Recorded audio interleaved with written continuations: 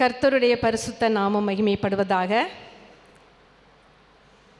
அழைக்கப்பட்டவர்களோ பலர், ஆனால் தெரிந்து கொள்ளப்பட்டவர்களோ சிலர் என்ற வசனத்திற்கேற்ப நிறைய பேரை நாங்கள் இன்வைட் பண்ணியிருந்தோம்.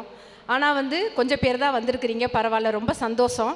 நீங்கள்லாம் ஆண்டவருக்கு உகந்த பிள்ளையாக இருக்கிறதுனால இந்த இடத்துல ஆண்டவர் உங்களை கூட்டி கொண்டாந்து உட்கார வச்சுருக்கிறாரு. அதற்காக முதல்ல நான் ஆண்டவருக்கு நன்றி சொல்கிறேன். நான் பேச வேண்டியது எல்லாத்தையுமே நிறையாவே பேசி முடிச்சிட்டாங்க. நான் ஒன்றும் அதிகமாக பேச வேண்டியது இல்லை. ஒரே ஒரு சின்ன குட்டி கதை மட்டும் சொல்லிட்டு அடுத்து என்ன செய்யணும் அப்படிங்கிறத மட்டும் சொல்லிடுறேன். ஒரு வியாபாரி, அதாவது வணிகம் செய்கிறவர், அவர் குதிரை ஒன்று வச்சுருக்கிறாரு. அந்த குதிரையை நல்லா செல்லமாக வளர்த்து நல்லா போகும்போதெல்லாம் அதை கூட்டிகிட்டு போய் அது கூடவே இருந்து எல்லாமே ரொம்ப அன்பாக நேசிக்கிறாரு. கொஞ்சம் வயசான உடனே ஒரு நாள் என்ன பண்ணிடுச்சு, அந்த குதிரை அப்படி போய்கிட்டு இருக்கும்போதே ஒரு பாலடைஞ்ச கிணறுக்குள்ளே கீழே விழுந்துருச்சு. எந்திரிக்க முடியலை. அதால் முடியலை, என்ன செய்யறதுன்னு தெரியலை. அப்போ அந்த நேரம் அந்த வியாபாரி என்ன பண்ணுறாரு, ஒவ்வொரு பக்கமாக தேடி தேடி போகிறாரு. நம்ம குதிரையை காணாமே அப்படி சொல்லிட்டு தேடி தேடி போகிறாரு. போனதுக்கப்புறம் இது உள்ள கிணறுக்குள்ளே கிடக்கிறத பார்த்துட்டு அவருக்கே என்ன செய்யறதுன்னு தெரியலை. அங்கே பக்கத்தில் இருந்த மண், கல், அந்த அந்த மரத்தில் உள்ள இலைகள் எல்லாத்தையுமே அது மேலே அள்ளி அள்ளி அள்ளி போட்டுக்கிட்டே இருக்கிறாரு. அப்போ அந்த குதிரை நினைக்கிது, என்னடா நம்மளை நம்ம வளர்த்தவரே நம்மளை கொல்ல போகிறாரு போல், நம்ம மேலே எல்லாத்தையும் போட்டுக்கிட்டு இருக்கிறாரே அப்படின்னு சொல்லிட்டு அந்த குதிரைக்கு என்ன செய்கிறதுனே தெரியலை. எங்கிட்ட தப்பிச்சு ஓடவும் முடியலை. அதால் இவர் மேலே மேலே மேலே போட போட போட அந்த குதிரை என்ன செய்யுதுன்னா அப்படி மேலே மேலே அப்படியே எந்திரிச்சு அப்படி வந்துக்கிட்டே இருந்துச்சு. அப்போ அந்த குதிச்சு வெளியில் வர்ற தூரம் வர அவர் அந்த மண்ணையும் கல், அப்புறம் அந்த செடி, அந்த இலைகள் எல்லாவற்றையுமே எடுத்து போட்டுக்கிட்டே இருக்கிறாரு. அதுக்கப்புறம் அந்த குதிரை என்ன பண்ணுச்சு, சந்தோஷமாக வெளியில் வந்துச்சு. நான் என்ன சொல்ல வர்றேன் அப்படின்னா, நம்மளோட வாழ்க்கையில் வருத்தங்கள், கஷ்டங்கள், பாரங்கள், துன்பங்கள் எல்லாமே இருக்கும். அதுவும் குறிப்பாக அந்த படிக்கிற காலங்களில் பார்த்தா ஒவ்வொரு நாளுமே பிள்ளைங்களுக்கு போராட்டம் தான். இப்போ இந்த காலத்துலலாம் பிள்ளைங்களுடைய போராட்டத்தை விட ஆசிரியர்களுடைய போராட்டம் தான் ரொம்பவே அதிகமாக இருக்குது. அந்த காலத்துலலாம் பார்த்தா டீச்சர்ஸ்க்கு, அதாவது பயப்படுவாங்க பிள்ளைங்க. ஆனால் இந்த காலத்தில் டீச்சர்ஸ் பயப்படுறோம். நாங்கள்லாம் எப்படி அந்த பிள்ளைங்களுக்கு நம்ம சொல்ல முடியும், எப்படி நம்ம இந்த பிள்ளைகளை படிக்க வைக்க முடியும் அப்படின்னு சொல்லி ஒவ்வொரு டீச்சர்ஸுமே, ஏண்டா நாளைக்கு ஸ்கூல் தொடங்குது, ஐயோ நாளைக்கு திங்கக்கிழமையில் ஸ்கூல் போகணுமே அப்படிங்கிற ஒரு போராட்டத்தில் இருக்கிறோம். ஆனால் பிள்ளைங்க ரொம்ப ஜாலியாக எந்த விதமான வீட்டு பாடம் கூட செய்கிறது கிடையாது. டீச்சர்ஸ்க்கு கொடுக்குறத பேகை கொண்டு போயிட்டு அப்படியே கொண்டு வர்றாங்க. இது நல்லதா சொல்லுங்கள், நீங்களே சொல்லுங்கள். எத்தனை பிள்ளைங்க நீங்கள்லாம் வீட்டு பாடம் செய்வீங்க? வெரி குட், பரவாயில்லையே. ஆனால் எங்கள் ஸ்கூலில் நிறையா பிள்ளைங்க செய்யாதுங்க. சரி, இப்போ என்ன செய்கிறீங்கன்னா, ஒவ்வொரு நாளும் கொடுக்குற பாடங்களை நீங்கள் தயவு செய்து படிக்கணும். அதுதான் மெயின். நான் எக்ஸாமை பற்றி நான் பேசவே வரல. நீங்கள் எப்படி இருக்கணும், அந்த ஒரு வருஷம் ஸ்கூலுக்கு போகிற, இப்போ ஒரு கிளாஸை முடிக்கிற அப்படின்னா அந்த ஒரு வருஷம் நீ என்ன செய்ய போகிற அப்படிங்கிற பற்றி மட்டும் நான் சின்னதாக சொல்லிடுறேன். அப்போ நம்ம கொடுக்குற ஹோம்ஒர்க்கை நம்ம டெய்லி செய்யணும். அதை செய்கிறது கிடையாது. இது பேரண்ட் வருவாங்க. பேரண்ட் ஏப்பா அந்த ஹோம்ஒர்க் செய்யலை அப்படின்னு கேட்டோம்னா, நாங்கள் 2 பேருமே வேலைக்கு போகிறோம், அதனால் பிள்ளைங்களை நாங்கள் பார்க்கவே முடியாது, அதுக்கு தான் படிக்கணும். அவங்களாம் எப்படி படிப்பாங்க? படிக்க முடியாது. நான் பெற்றோர்களுக்குமே நான் சொல்லிக்கிறேன், பிள்ளைங்க என்ன படிக்குது, எங்கே போகுது, எங்கே வர்றாங்க அப்படிங்கிறத தயவு செய்து கண்ட்ரோல் பண்ணுங்கள். இப்போ நிறையா கேர்ள்ஸ் இன்னைக்கு வரலை. என்ன காரணம் அப்படின்னா, பெற்றோர்கள் நம்பி விட மாட்டேங்கிறாங்க. ஏன்னா நாங்கள் அங்கே போகிறேன் இங்கே போகிறேன் அப்படின்னு சொல்லிட்டு அப்படி கிளம்பிடுறாங்க. அதனால் எந்த பெற்றோருமே இந்த காலத்தில் நம்ப முடியலை. எல்லாமே டீச்சர்ஸே பார்க்கவும் முடியாது. வீட்டில் அவள் எப்படி இருக்கிறா, நிறைய வீடுகளில் பார்த்தா ஹஸ்பண்ட் அண்ட் ஒய்ஃபுக்குள்ளே பிரச்சனை தான். ஒவ்வொரு நாளும் பிரச்சனையை தான் அந்த பிள்ளை சந்திச்சுட்டு வர்றா. அப்படி அதே சமயத்தில் ஸ்கூலுக்கு வர்றா, பாடங்களை ஒன்றுமே படிக்கிற கிடையாது. அப்படி இருக்கும்போது அவள் எப்படி எக்ஸாம் எழுதுவா? எழுத முடியாது. அங்கே டீச்சர்ஸ் ஏன் படிக்கலை, ஏன் எழுதலை அப்படின்னு சொல்லி அவங்க அங்கே தொந்தரவு பண்ணுறாங்க. வேறு வழி இல்லை. ஏன்னா அவர் ரிசல்ட்டை காமிச்சாகணும், படிக்கணும், பாஸ் பண்ணணும் அப்படிங்கிற முறையில் டீச்சர்ஸ் அங்கே போராடுறாங்க. அப்படி இருக்கும்போது அந்த பிள்ளைக்கு வீட்லேயும் பிரச்சனை, ஸ்கூல்லையும் பிரச்சனை. அப்போ அந்த பிள்ளை என்ன செய்யும்?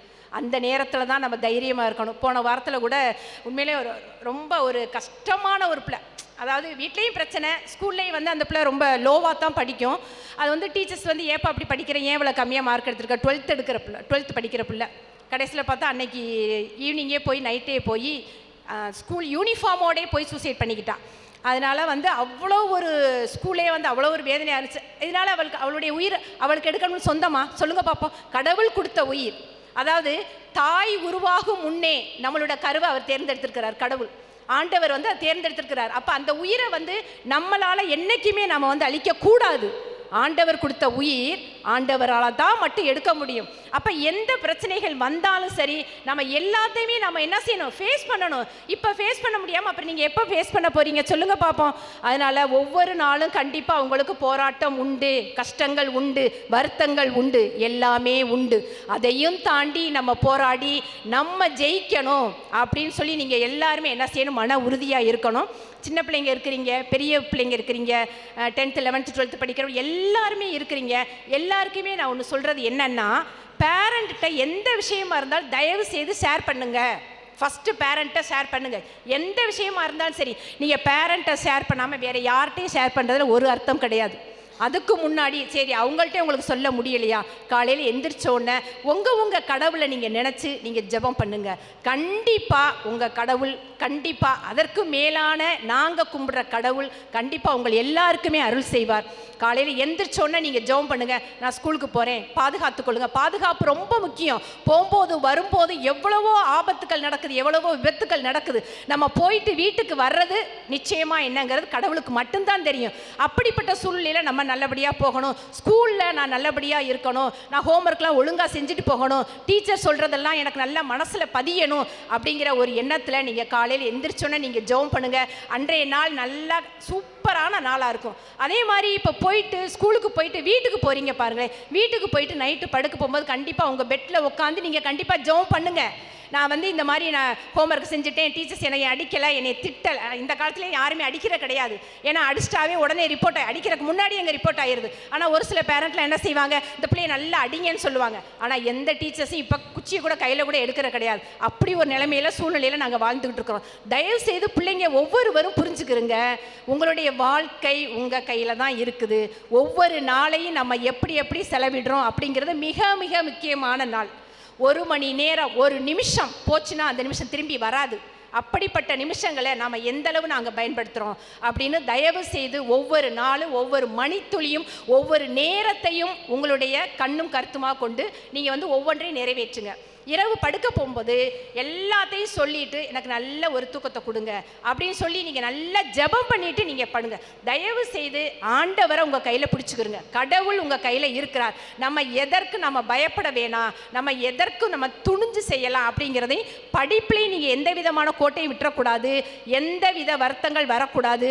எதா இருந்தாலும் நீங்கள் இது பெற்றோர்கள்ட்ட நீங்கள் ஷேர் பண்ணுங்கள். அப்படி அவங்களால முடியலை அப்படின்னா அவங்கவுங்க டீச்சர்ஸ் இருப்பாங்கல்ல, டீச்சர்ஸ்கிட்ட நீங்கள் ஷேர் பண்ணுங்கள். எனக்கிட்டலாம் எத்தனையோ பேர் நல்லா ஷேர் பண்ணியிருக்காங்க. நான் அவங்கள்ட்ட ஒரு அம்மா மாதிரி தான், என் ஸ்டூடெண்ட்லாம் இருக்கிறா, அம்மா மாதிரி நான் அவள்கிட்ட நான் பேசியிருப்பேன். நான் எவ்வளவோ பிள்ளைங்க உண்மையிலே வீடுகளில் பயங்கர பிரச்சனைகள் இருக்குது. இந்த காலத்தில் கணவன் மனைவி சேர்ந்துருக்கிறதுங்கிறது ஒரு பெரிய காரியம்தான்.